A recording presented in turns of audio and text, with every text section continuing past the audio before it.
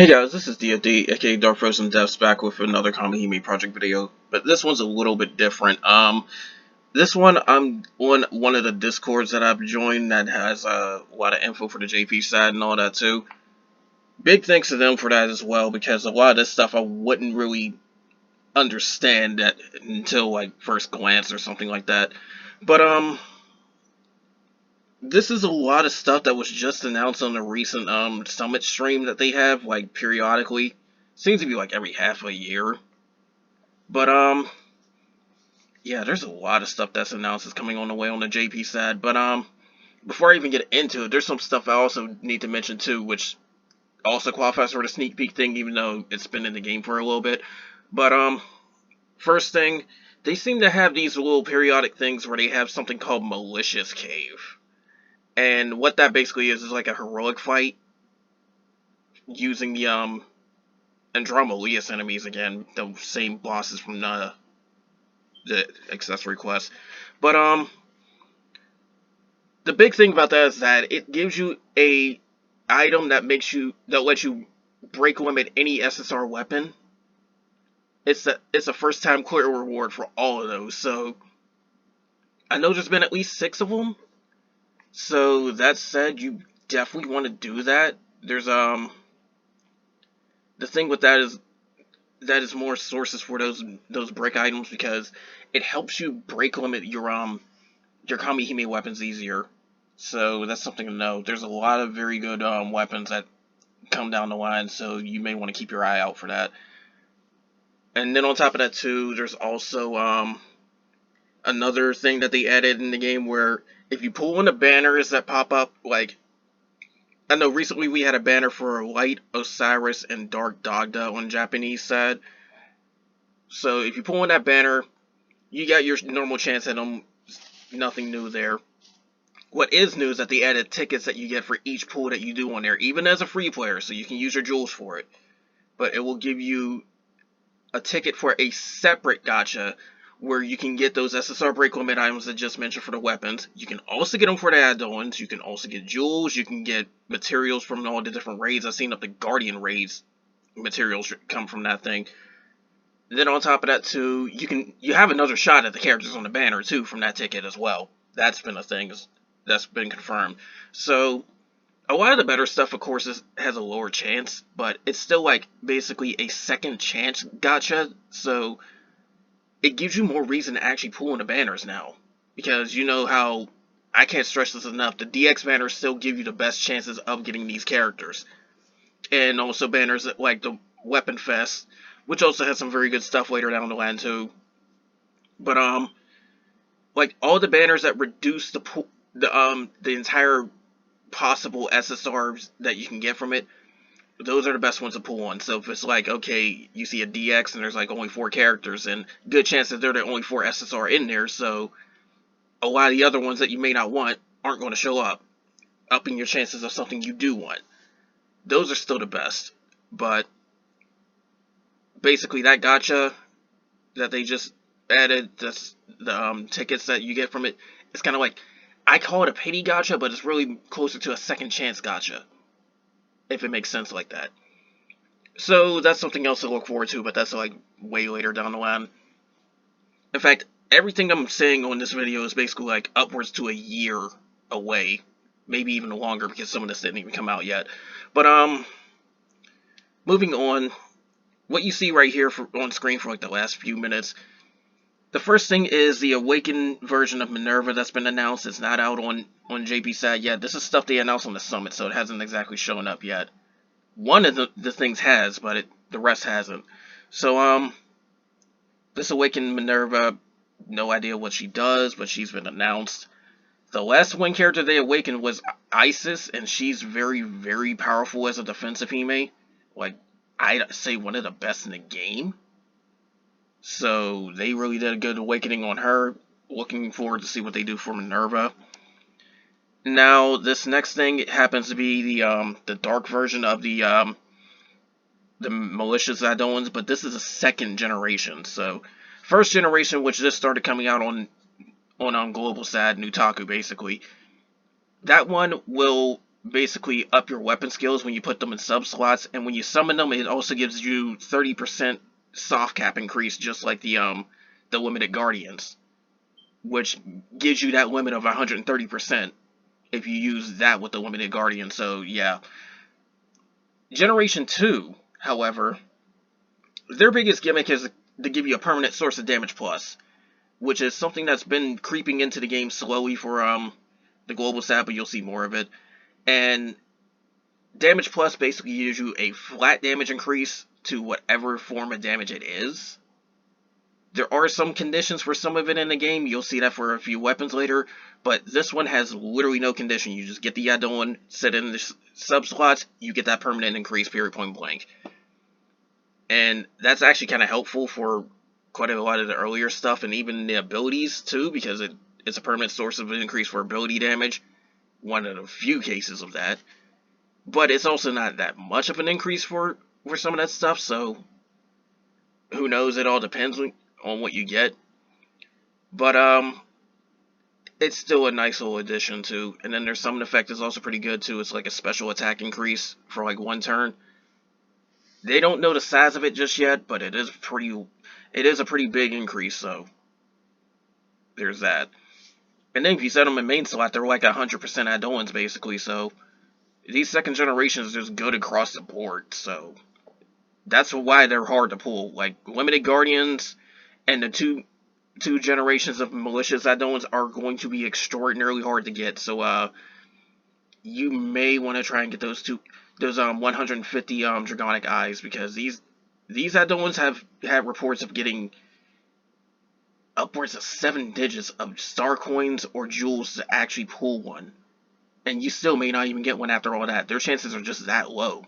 So, you may not want to get your hopes up on that, but they are there. If you happen to get one, congrats, you have one of the best add-ons in the game. But, again, good luck with that one. Now, these next two images happen to be a whole bunch of rebalances they have announced on that summit. Kind of looking forward to some of these too, because quite a few of these characters I actually use, and some of them I really do like using. Some are still very powerful and viable to this day as well. Like, I do see the water version of Diana right there as well. She's still very viable. Then Light Bow can actually be kind of good for some normal attack teams for Light, but they're much better for ability damage. I've used the Wind version of Uriel as well. Pretty good for Tower, in fact. But there's like quite a few different characters that's getting rebalanced. I know, my opinion, Souls fandom's hugely overrated. More on that later. But the versions I've heard that they've done actually are very good. So those getting rebalances, I mean, the Fire one already got a rebalance before, but those getting rebalances probably would be good. The Light version of Nikke, I hate to say it, needed a rebalance a long time ago. Same case with the Light version of Satan, the Wind version of Nephthys. I'm actually looking forward to quite a few of these, because some of these characters, they kind of do need a rework. Others were just horrible and long needed rebalance. A few are still good, but at the same time, making them stronger is not really a bad thing either. Speaking of things that are getting stronger as well, these 5 souls have a confirmed rebalance that's coming up. No idea what the details are. Me personally, I think 2 of them did need a rebalance anyway, because Alhazred, she's kind of niche, so you kind of would want a rebalance on her. Her main gimmick is you have to call out your add-ons mid-fight, so honestly, she's not made for the people that want to do auto-ability battle. Do not use her for auto-ability battle. And then Medea kind of like fell off ever since Edison showed up, but I don't think she's ever going to be as good as Edison anyway, so she needs one serious rebalance in order to be comparable to Edison, unfortunately. So Medea definitely needs it. I don't think Perseus really needs it. She's good at what she does, but it's welcome. Same thing for Paracelsus. And I don't have Alexander. I've heard some people have been using her for some very interesting strategies and all that, but hey, more rebalance, so there you go. Now, this is a big one here that popped up. Now, some people have translated some of this stuff. I don't know how much of it is translated, but generally, the the S-Class Souls that you get from, like, the OH Plus raids, we call them S Plus, basically, or Tier 4.5, because they really are on paper stronger than the previous S-Class, but results may vary. It all depends on how you use them. But these guys are now getting EX skills as well. And some of these are very, very powerful. So, that said, it's like, this is very welcome as well. Some of them needed it, some of them don't, but it's still welcome. Like, I don't think Kamihime needed any of these, but again, welcome. She even gets to reset her, one of her abilities. So, there you go with that one. And then Benkei, she's got this whole rebellion type thing, and this is just going to help you out even further with all that. So, there you go for that one as well. And then her setting herself, her putting her HP to 1% of what's left isn't really a bad thing. Benkei is not going to die as long as you have at least 4 other characters alive.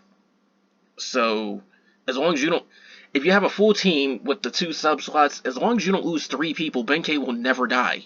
It's impossible for Benkei to die until then. And that's part of the reason why the Isis Awakening is very good too, because she has something that's kind of similar to that, but it works differently. But, Edison, though.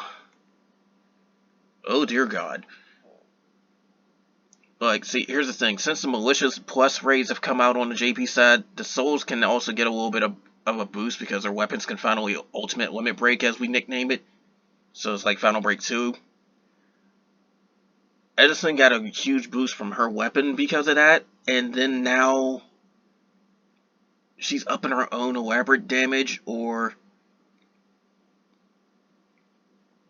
like, it's insane what she's getting for this.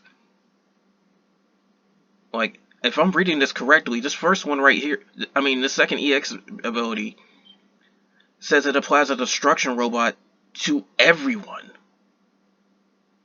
If that's the case, then I do believe that's a red robot, and it'll go off like 5 times for that one turn. That's insane. Like, I have no idea what the devs are doing with Edison, but they're just trying to make her like the most broken, like, ability soul ever. Like, most broken ability character ever. Because even then, it's like, the elaborate boost is still a very good welcome thing, but if this second ability, if I'm reading this correctly, then all party members are going to get that red robot as a passive, and you're just going to see like 5 things go off at once. It will be insane if that's what it really says. Again, like, these translations are still like somewhat loose, and I don't fully understand what they mean, but you still get the general idea, more or less. Edison's going to be even more absurd. But, Alhazred, getting back to her, she's getting a rebalance, and then on top of that, getting these. And then they also up the damage that Idoans do when you summon them. I forgot when that happened on JP side, but she'll increase them even further past that. So now she even has these effects where she can put like self-summon damage up, or the one-time thing, instantly reset the cooldowns of all the summons. And that even includes the Super Kaisers. As in, like, the, like, Genbu and all of them. So, if I'm reading this correctly, you can recall those things once per fight. That's going to be insane if it works like that. So, I'm definitely looking forward to that one. I mean, I will unlock Alhazred eventually, but now I'm really looking forward to seeing what that does. Alexander, her whole thing is, you need to actually do kill off some of your characters in order to make Alexander stronger, and she can also spread some of her strength increases to the team. Thing is, though,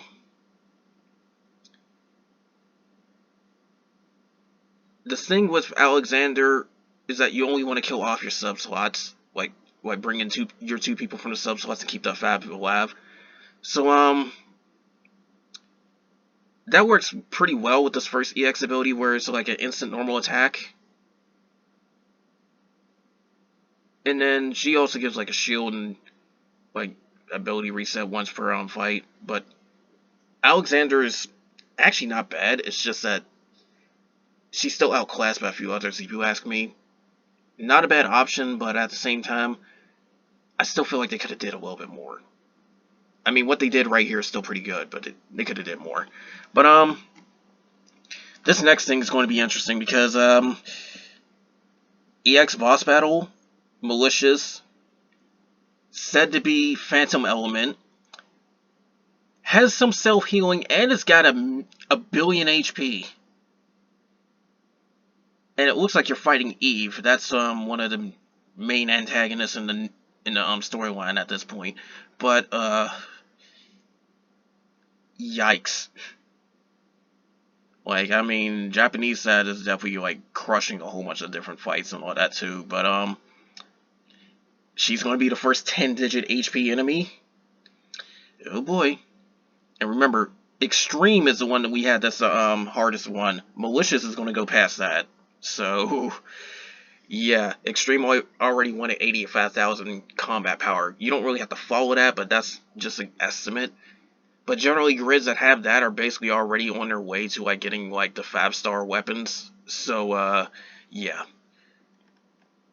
And then they got some adjustments for the exchanges and all that too, like some raid host tabs and some drops from raids and all that, some AP adjustments.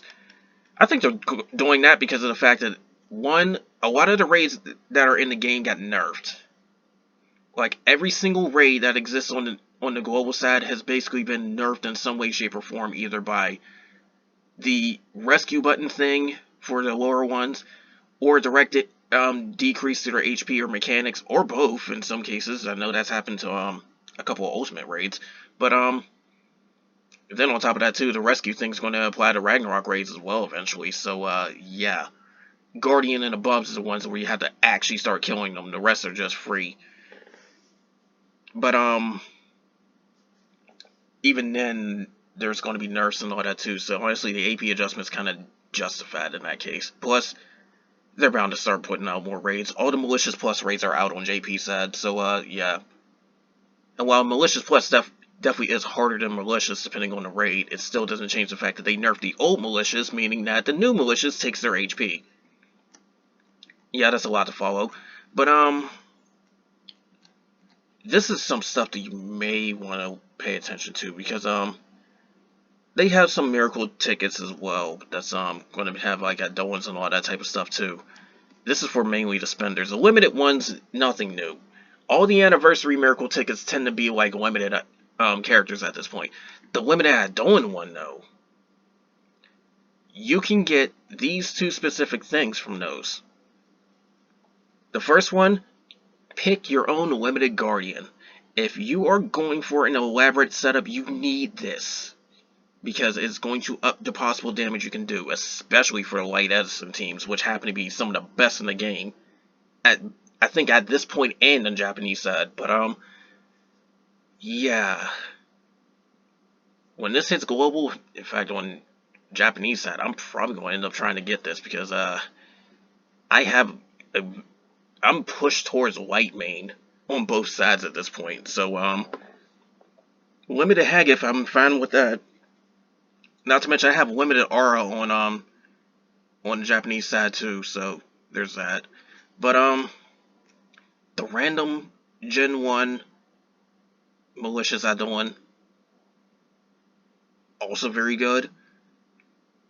Because remember, their increase of weapon skills when you put them in sub slots will stack with the catastrophe. So if you really want to, you can get like 2.25 times the weapon skills, and that's just for a general spread across the board, because that even still stacks with stuff like the 50i giving more vigor, or the add-ons that give more defender. That all stacks. So you can get some crazy weapon skill increases with a lot of this stuff, and it even makes it a little bit easier to deal with your grid. Like, say you get the light one, then you can also use a light limited Hagif and still get like up to 1.75 times the grid effect while still getting the soft cap increases. So yeah. But yeah, this is some usual stuff too. I agree with what they said right there. Like the usual, okay, get more bricks, get more eyes, get some Watto random things. Some people have won this and some, honestly, I think the Watto is kind of rigged, but I can't really confirm that. But hey, give it a shot if you want. I mean, you still get, I think, no less than 3,000 magic jewels to go with that, so enjoy. Roulette's been announced. There seems to be a roulette every single time there's an anniversary or a half anniversary. Remember that. In fact, Global Sad will have a roulette for 6.5, but this is 7.5 on JP. So yeah, double drops. Of course, are going to keep doing that, and then some top up increases for spenders, some votings and rewards.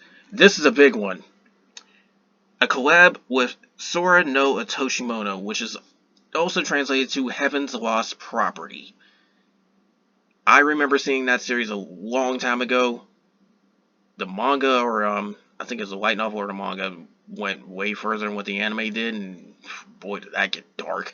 But amazed that they're getting collab with this one, and honestly, I think this is possibly one of the times they'll ever sit up and do like 3 SSR for a limited banner. Because it wouldn't make no sense just to do 2 of those 3 girls, unless one of them end up being an Doan. Who knows? But yeah, look forward to that. But that's like, I think it's saying 11th month, so that's not even until like November, and that's for Japanese side. So Global's got like a year and a month away from that. But because Global's so far away, you can save up for it. So yeah. But keep in mind, there's an Akashi part 2, which also doubles as a 3-way collab with Legend Clover that's coming up on Global. That's happened on Japanese side about I think almost a month ago. But that's something that's going to hit first before you try and do this Sora Toshimono thing. So you may want to save up for both of those. Remember, collabs don't ever get a DX. Now, more story stuff and all that too. But here's a big thing with stories. Apparently, there's parallel world versions of some of these characters, and they're going to sit back and have Nikkei be the first one to get. There's going to be some content in order to do for that. So yeah, that's something new. We'll see how that goes. This, again, Soul is so overrated among her fandom. Like, that is one of the most overrated characters. I don't know why people like her so much. They made a dark version of her, and she's clearly drunk in this picture. Like, I'm gonna straight up say it. That is a drunken lolly. Devs knew what they were doing with this one. And then they just had to put her in like a crown or something. So was she supposed to be a queen or something? But Dark Soul has officially happened. So Soul has gotten to all 6 elements. It's confirmed. The meme's achieved. Whatever. However you feel about that is whatever. She's paired up with a water version of Och that's coming up on JP side. So yeah, there's that. I want the water version of Och. In fact, I think she's weeks better than Soul. But who knows how that's gonna be. But no, the game, I'm gonna get trolled and get Dark Soul but not Water Och. I know it's gonna troll me like that. But yeah, that's just some of the stuff they had for the stream. And then on top of that too, they're starting to roulette like pretty soon on Japanese side too for those that are playing it. But yeah, like I said, meme achieved. We can all go home. But other than that, the only other thing I can mention too is that accessory quests did get a 10th layer, meaning that accessory quest 9 is not the most recent one on Japanese side.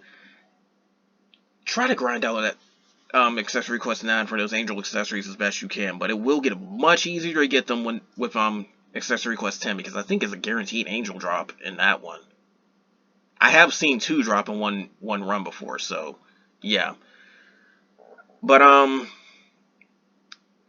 Angel accessories are very, very powerful, guys. You definitely want to try and get your hands on those. So just stick it out and hope for an RNG, because even if you're not trying to get the angel effect, they still have some specific IDs that none of the others get, like soft cap increases for like normal attacks and stuff. For people that don't have access to that critical, or as they call it, keen multiplier, you can get that from those accessories too. So yeah, you may want to grind out those angel accessories. Accessory quest 10 is definitely going to help you a lot more, but you can get a reasonable head start by the time it comes out on the global side. Japanese side, just work your way up to AQ10 and do that. Chances are, though, if they do an AQ11, it's going to bring out a new type of accessory, so just keep a heads up on that one. It seems to do it every two ranks at this point, so if you've been following, it's like, okay, you get like the R and SR for the first two. Rank 3 is the first time you can get SSR. Rank 5 is the first time you can get Ancient. Rank 7 is the first time you can get Double. Rank 9 is the first time you can get Angel. So rank 11 is most likely going to give something new too. Just saying it right there. Can't confirm it, but there's been speculation. But anyways, that's all for this. Just a little, like, a bit of a sneak peek discussion video and all that. But for those that want to see the full stream, I'm going to link it in the comments. So check that out. Because, well, I have to link it in the description, not the comments, because YouTube's weird like that. So check the description, you'll see the link to that in there. Just click and you can watch that stream. Apparently more people look at it from Nico compared to YouTube, because Nico's more popular in Japan, so yeah, the numbers on YouTube don't really reflect everybody that was looking at it, but the stream's going to get posted there, so keep that there in mind. And speaking of streams, there is a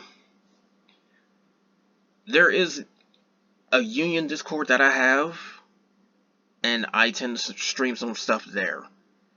Anybody that's curious about some of the times I sit and do that type of stuff, I have my Discord as well posted. My Union Discord, you can hop on there. Union only stuff's blocked off anyways.